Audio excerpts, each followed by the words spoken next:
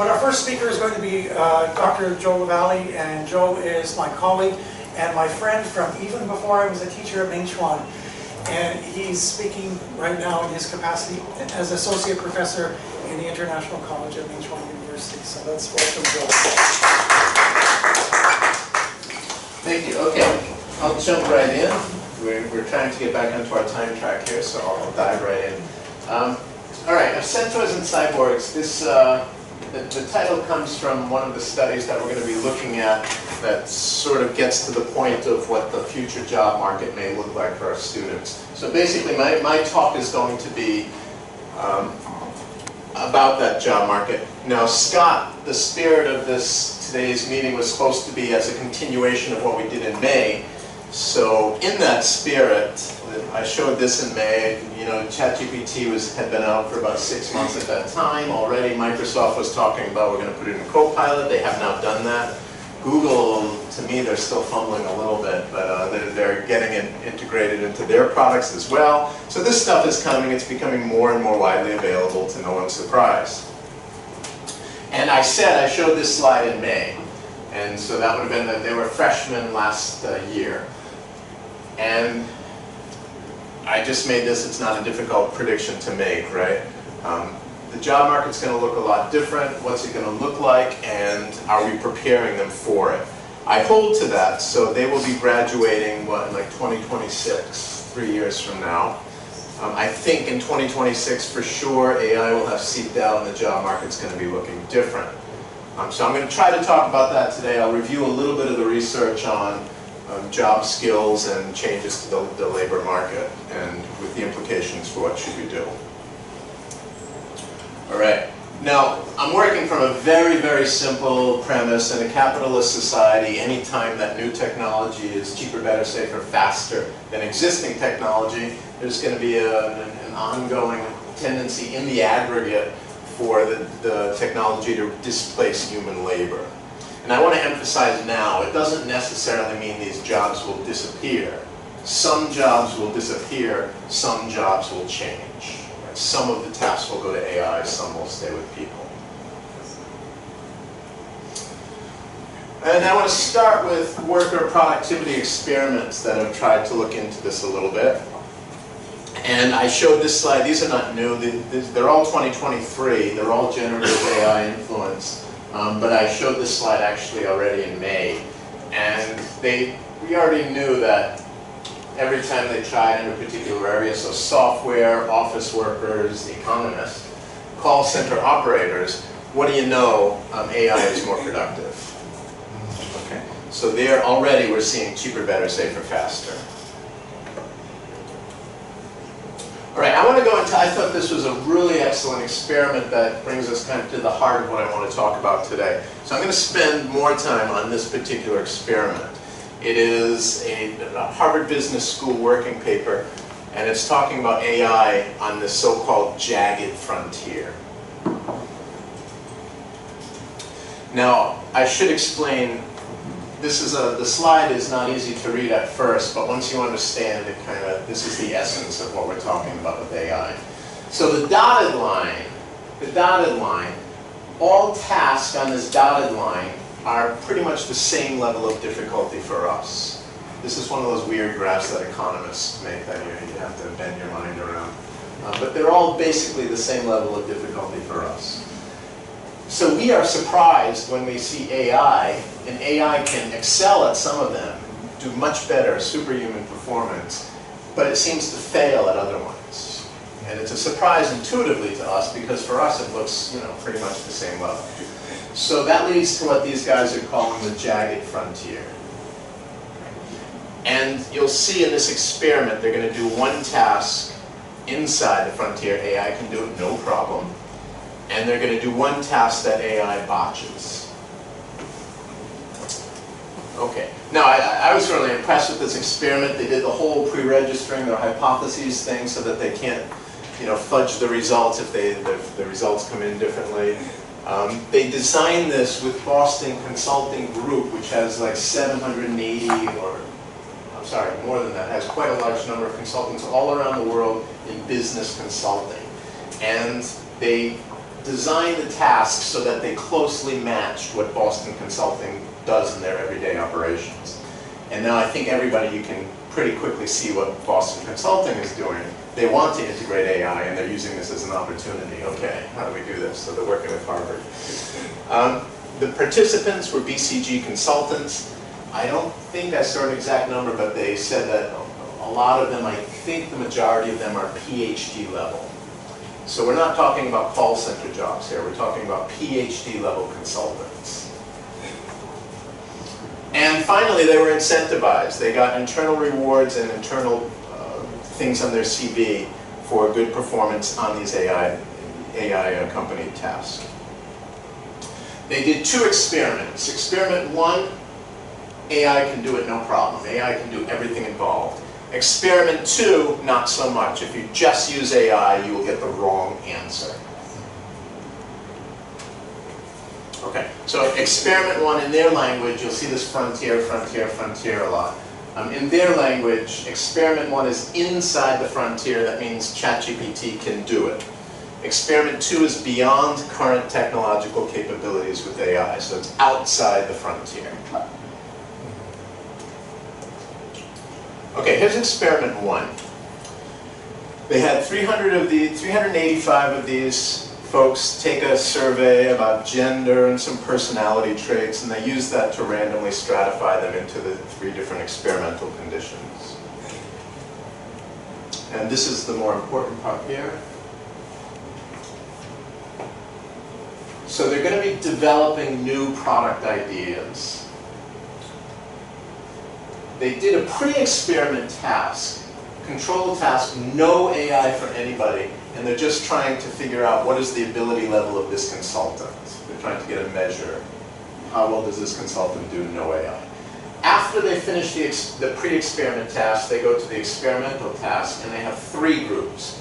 Just GPT, GPT plus overview, which is terrible academic English. What they mean is GPT plus training on how to use ChatGPT. And finally, the control group, human only, no ChatGPT. And this is going to start dovetailing with what John was saying about 21st century skills. In the first experiment, what kind of general skills were involved? In the first experiment, they needed creativity because they're developing new products. Okay, they have to brainstorm a list of new products. They need analytical skills because they need to write a schedule to bring these products to market.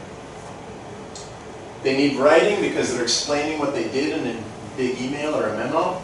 And it's a persuasive memo. They have to sell their ideas. So they need persuasion skills. Now later we'll see experiment 2, all of the above plus. They're giving them statistics and they're giving them interviews, and they have to match together the statistics and the interviews. So it takes attention to detail, critical thinking to a higher level. All right, experiment 1 first. I'll give you a few seconds and I won't talk here.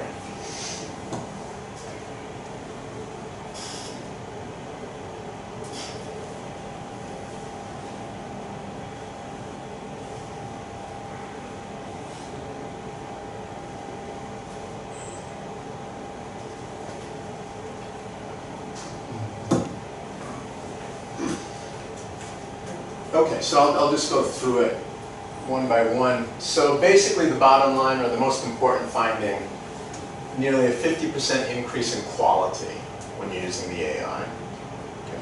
This was by human raters afterwards. So it does a better job. It's also, I'll skip down here, also it's faster. They did more of the tasks. There were 18 tasks in total, and they made them so difficult that most people cannot finish them. With AI, they finished more than they would have without AI. And just in the measured time it took them, it was faster. So AI is better and faster. Other interesting points. The training group did better. Why did they do better? Because it seems they were more likely to just cut and paste what ChatGPT said.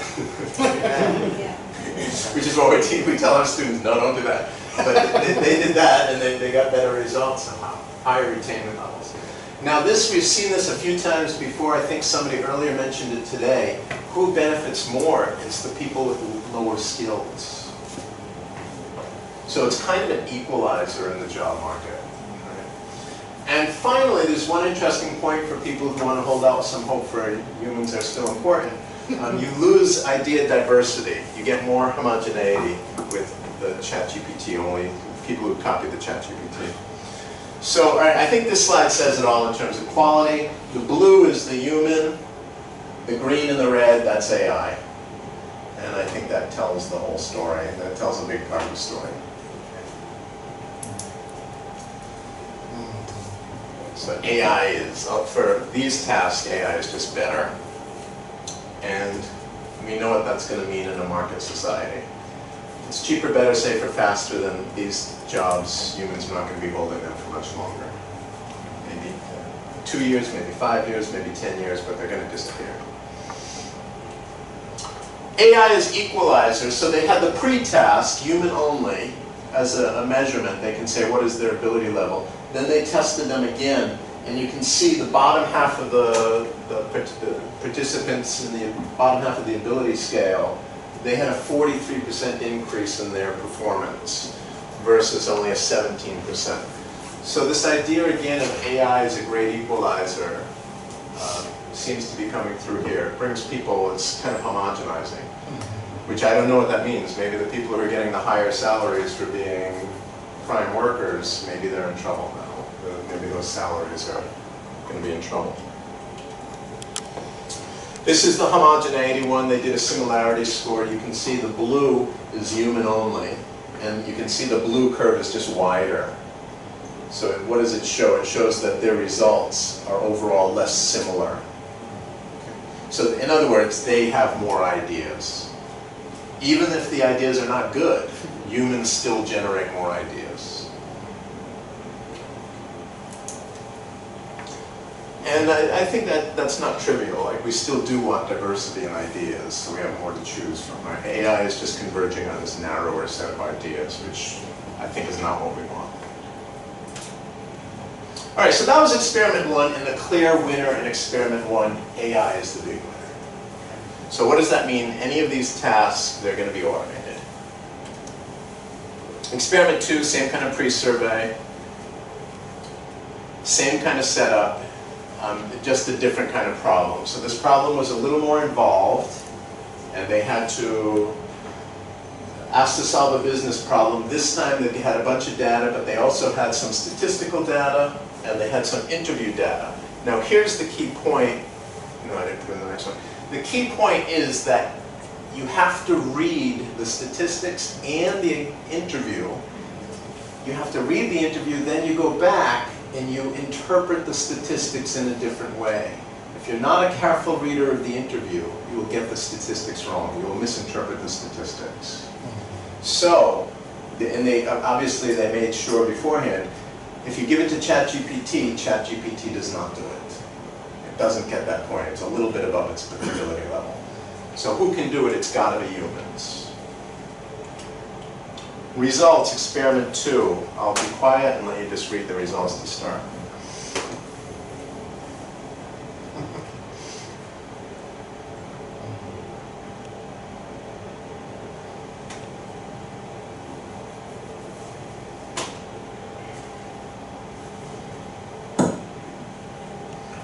Okay, so you can see here the control group now, the humans did the best. There's a clear, yes, this is correct, that is wrong answer. It's not a matter of judgment. There's a correct answer or a wrong answer. The control group humans, 85% of them got the correct answer. ChatGPT with training, I don't know why the ChatGPT with training did worse than the ChatGPT without training, but 60% with training and 70%, I guess maybe it's that cut and paste problem. So the danger here, you can see the danger. A lot of things ChatGPT can do it no problem. You start to trust ChatGPT too much, and pretty soon you're copying and pasting and you're giving nonsense. Or you're giving wrong answers. So the blind adopters, this is the danger in the AI age, blind adopters. Now, a funny thing, they still found the recommendation quality, like I guess how persuasively it was written, how well it was reasoned. Even when they gave the wrong answer, actually the AI gives better wrong answers than humans do. So recommendation quality, other aspects, not the correctness of the answer, but other aspects were still better with AI. And not surprisingly, the AI groups were faster. Okay, now then they come to an interesting further point, and this is where I got the title of my presentation and I generated that cool AI art. So they took the humans who managed to use AI and still get the correct answer. They were not blind adopters. And they're trying to say, okay, why are these people different? What do they do? What are they doing with AI? And they say this is still a problem for research, but basically what they're saying is we found centaurs and cyborgs. So you have blind adopters, they make a mess of it. Then you have centaurs and you have cyborgs, and they are successful. And I'll give you a second to read that. This is the centaur model.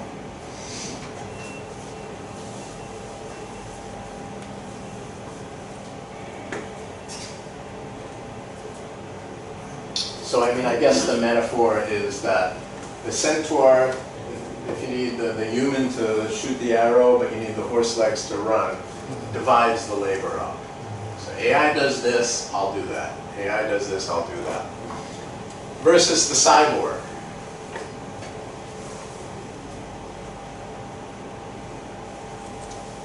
And they just work with the AI every step of the way. Everything that comes out of the AI, they read it carefully, they engineer their next prompt very carefully to get a good prompt out of it. These are the people who just really work closely together with AI. And I've just got to stop and make a comment. I was really happy. This was the first try with Lavallee, asking it to give me some visuals. And I was really happy with what it came up with. I send it to my friends and they write back, you're spending too much time with the computer. But anyway, so that's that. So what we're seeing, you can acclimate yourself to this slide a little bit. Back to our jagged frontier slide. So we've got two situations that our students are going to be facing. If our students, if they're training for something that's here, those jobs are going to be gone, or those tasks are going to be automated away. And later we'll see, I think a lot of MCU students are probably being trained for stuff in here. Where are the future jobs, the cutting edge jobs? It's going to be these things that you need to work closely with AI. AI can do a bunch of it, but you got to work closely with AI to get it right. So you got to be a good AI user, a centaur or a cyborg. Okay, so that's the lesson. I thought that was an excellent experiment, and that was the lesson from that one. I'm really quickly going to summarize a few job analysis studies. This is a different kind of study. Job analysis, the United States Department of Labor, I think it's the Department of Labor, has a website called ONET, and it breaks down pretty much every single job into its task, tiny little tasks. So these job analysis studies, what they do is they go and look, can AI do that task? Can AI do that? Can AI do that? And they count up the percentage of tasks that AI can do. All right, there are two. Goldman Sachs did one. This researcher at UPenn, Ellen Downall, did another one. I'll give you a few seconds. I won't talk over you.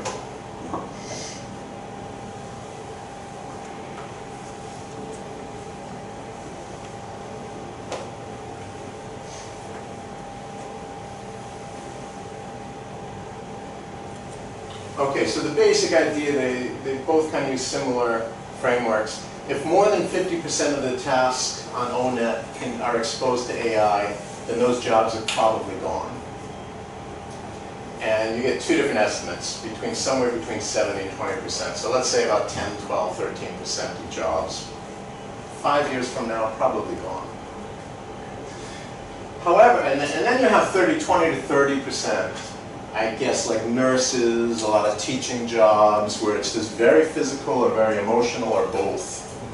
And AI is not going to be touching those, very minimal exposure.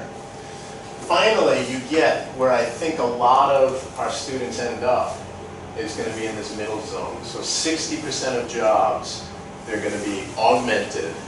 And this is where people have to know how to use AI.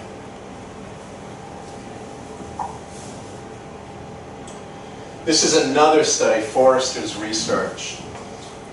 They looked at it by education, and guess who's in trouble, or guess who's more exposed?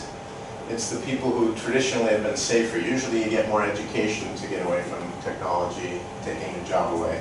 But now technology is coming for our jobs. These guys face more exposure. Also, this was kind of interesting.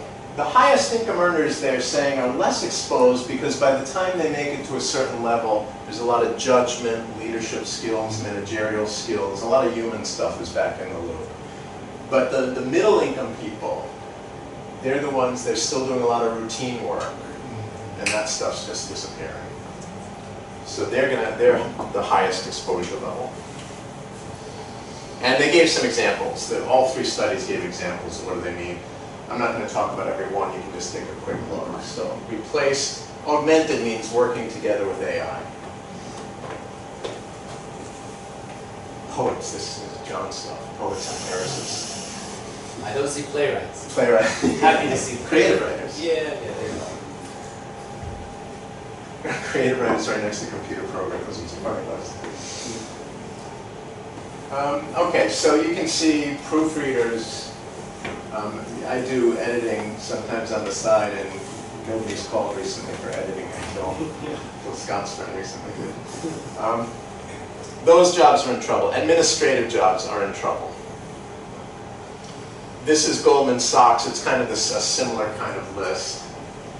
One interesting thing, they say 25% of all tasks in Europe and the United States, developed economies, can be automated away. 25%. And this probably won't surprise you too much. Of course, office and admin. A lot of that's just going to be automated away. Lawyers, another traditionally safe job.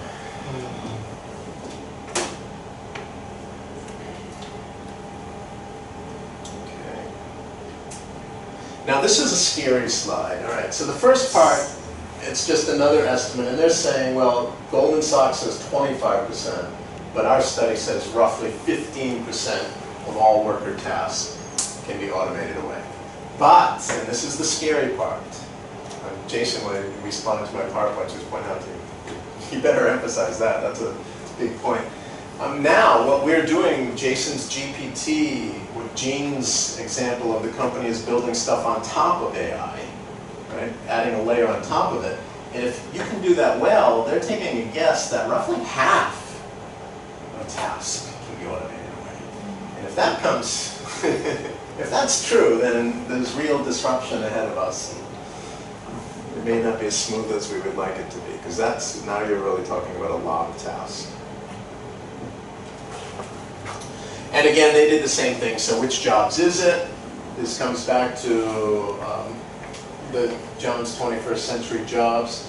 Science, critical thinking, less exposed. So again, I think it's the Centaur-Seiberg skills. If you can work with AI to provide the critical thinking skills that it may lack, then you might be okay. But anything that's routine, anything that can be automated will be automated by AI. All right, my time is not bad. So I don't have answers to this at all, but I'm just going to throw it open here, stop here. And this, I think, is exactly when I saw John's slide with creativity, collaboration, communication, and critical thinking. It's pretty much exactly what I took from these studies. So I guess one lesson, what should we be teaching our students? Number one is double down on what humans can do, what makes us really human, right? And compared to computers. And that's the creativity, the emotional labor, the emotional engagement, and the social interaction, the communication and collaboration skills, that kind of stuff. And one example I saw, for some reason, social science RA is one of these jobs that they think can be eliminated. And I'm thinking, okay, so if we had an RA, and now I don't need them because I can use ChatGPT to do this, what would I have the RA do? And if I'm doing interview studies, it might very well be, well, go have them do interviews, right? Go have her do interviews or whatever. Or the manual job, you know, run an experiment. Obviously, ChatGPT cannot run its own experiment yet. And The other one, so number one is, I think we should be teaching our students double down on those human skills. Let them know, look, AI can do this, work with AI, but this is the human input. And the other part is master the art of working with AI. So become really skilled, become a good user of AI. Don't be a cut and paster, don't be a blind adopter, but really learn AI is vulnerable at these points.